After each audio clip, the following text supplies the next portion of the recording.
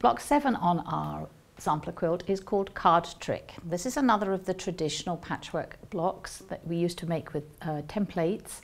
I've redesigned it so that we can do it with the conjunction of the rotary cutter and the sewing machine and trim back.